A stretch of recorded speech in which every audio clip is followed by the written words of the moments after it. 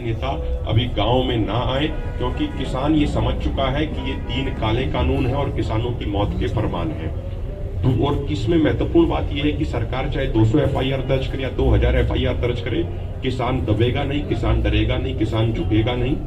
और दूसरी बात, अभी एक दिन पहले हरियाणा में छोटूराम जी की मूर्ति को तोड़ दिया गया। तो इस तरह की जो गलत ताकतें हैं, ये समाज को जो बांटने का प्रयास कर रही हैं।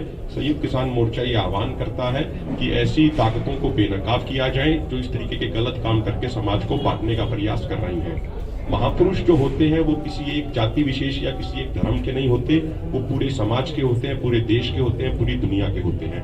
तो जो भी लोग इस तरह की गलत हरकतें कर रहे हैं, हम उनकी घोर निंदा करते हैं। धन्यवाद।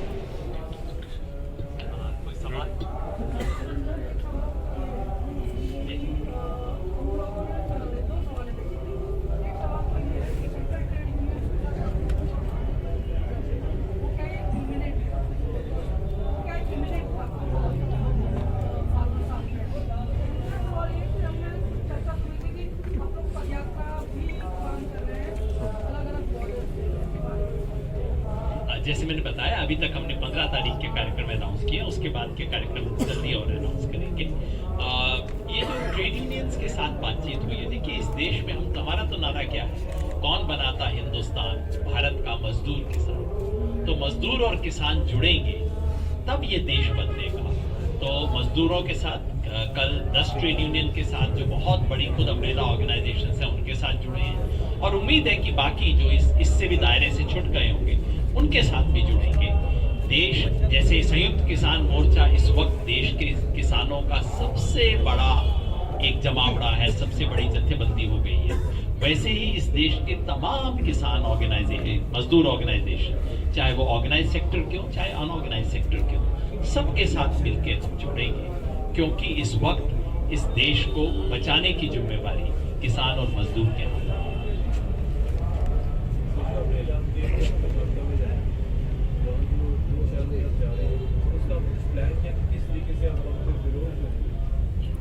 वो प्लान वहां से किया है, वो कर्नाटका का संयुक्त होराटा करके एक वहां पे भी कोएलिशन है वहां के तमाम किसान संगठनों का, उनकी कॉल है। उन्होंने तय किया है कि वो किसान की उपज लेके मंडी के सामने जाएंगे, जो शुरू होने वाला है 5 तारीख को जो प्रोग्राम होगा।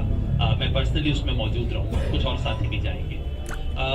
मंडी में ट्रॉलियों के अंदर अपनी फसल लेके मंडी के सामने जाएंगे और कहेंगे कि हमें एमएसपी दिलाओ। वहां की एक बहुत इंपॉर्टेंट फसल है रागी, जिसका एमएसपी है 3295 रुपए। इस समय मार्केट में रेट चल रहा है 1950 रुपए। तो किसान जाके कहेगा, मोदी जी जो आप कहते थे एमएसपी थी है रहेगी, दिलवा दो।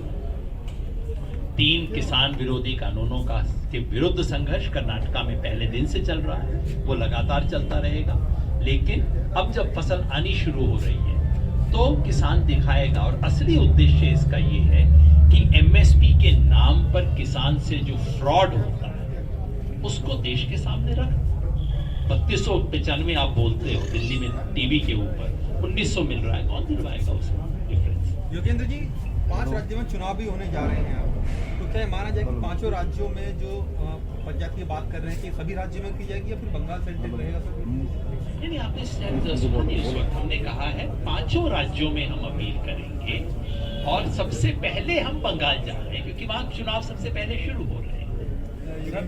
जो 6 तारीख को केएमपी जाम किया जा रहा है, उसमें क्या किसान जैसेबंदी होगी आगू भी होंगे या फिर किसानों के विरोधी वो केएमपी हो जाएगा?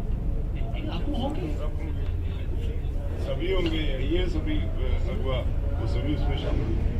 राज्यपाल साहब एक सवाल है जी, 16 जनवरी ਨੂੰ ਪ੍ਰੈਸ ਕਾਨਫਰੰਸ ਵਿੱਚ ਕਿਹਾ ਗਿਆ ਸੀ ਕਿ ਜਿੰਨੇ ਕਿਸਾਨ ਸ਼ਹੀਦ ਹੋਏ ਨੇ ਉਹਨਾਂ ਦੇ ਪਰਿਵਾਰਾਂ ਨੂੰ 1 ਲੱਖ ਰੁਪਇਆ ਜਿਹੜਾ 21 ਜਨਵਰੀ ਤੱਕ ਦਿੱਤਾ ਜਾਊਗਾ। ਮਾਰਚ ਹੋ ਗਿਆ, 46 ਦਿਨ ਹੋ ਗਏ, 46 ਦਿਨਾਂ ਦੇ ਵਿੱਚ ਹੁਣ ਤੱਕ ਕਿੰਨੇ ਕਿਸਾਨ ਪਰਿਵਾਰਾਂ ਨੂੰ ਉਹਨਾਂ ਨੂੰ ਮਦਦ ਦਿੱਤੀ ਜਾ ਚੁੱਕੀ ਆ, ਕਿੰਨੇ ਪਰਿਵਾਰ ਤੱਕ ਤੁਹਾਡੀ ਕਮੇਟੀ ਨੇ? ਉਹ ਦਿਆਂਗੇ, ਪਰ ਇਹਦੇ ਬਾਰੇ ਮੇਰੇ ਕੋਲ ਜਾਣਕਾਰੀ ਨਹੀਂ, ਜਿਹੜੀ ਸਾਡੀ ਫਾਈਨੈਂਸ ਕਮੇਟੀ ਆ ਉਹ ਇਹਦੇ ਬਾਰੇ ਬਿਹਤਰ ਦੱਸ ਸਕਦੀ।